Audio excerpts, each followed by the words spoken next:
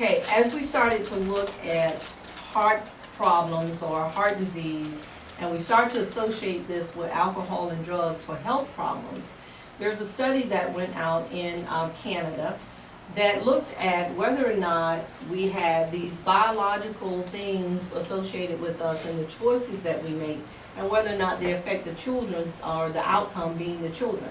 So for this exercise, I have Edward, Francis, Dwight, and Keisha. And so I want Dwight and Francis to just sort of stay where you are, step back a little bit. I want you to be back there, and you're going to be birth parents who are non-alcoholics, okay? Now, Edward, you step up a little bit, and Keisha, you step up a little bit, and you're going to actually portray adoptive parents. You're going to be a non-alcoholic adoptive parent, and you're going to be an alcoholic adoptive parent. I'm sorry. Okay. So for purposes of this, what I want to do is, this is your baby, and that's yours. Okay, the blue, the pink, and the green.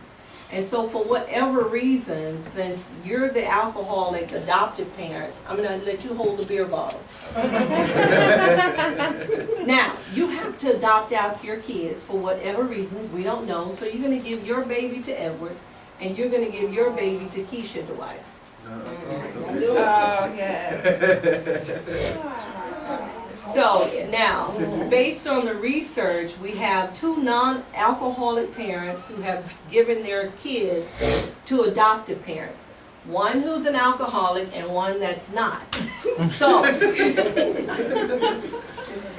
based on this scenario, do you think it's likely that this kid, which kid will have symptoms of becoming an alcoholic, or would be more closer to becoming an alcoholic? Edward's baby. It would seem that Edward would, right?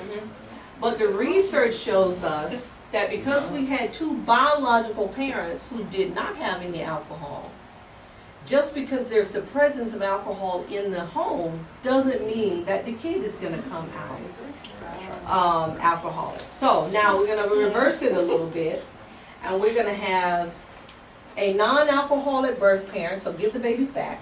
Aww.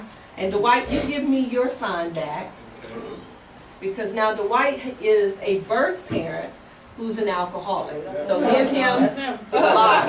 It's Nancy. And no, you stay, oh, that's his, okay.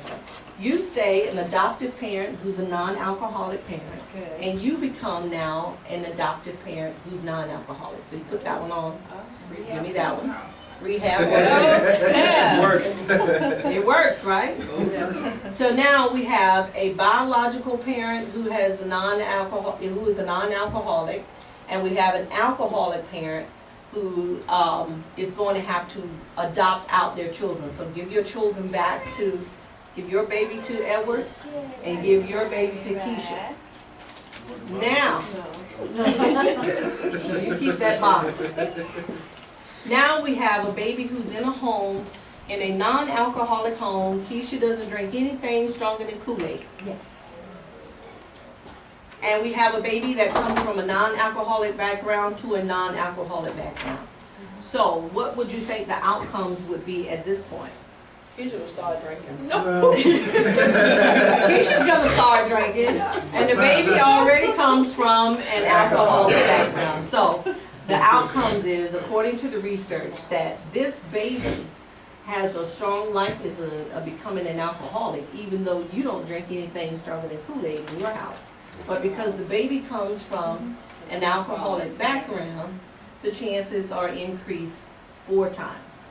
They're 4 times more likely to become alcoholics with the biological disposition that comes from the parent. And the performance is a little bit good. Yeah, and you just don't know what's gonna happen. They got a green baby here. All right, guys, y'all did great work. Thank you. Thank you.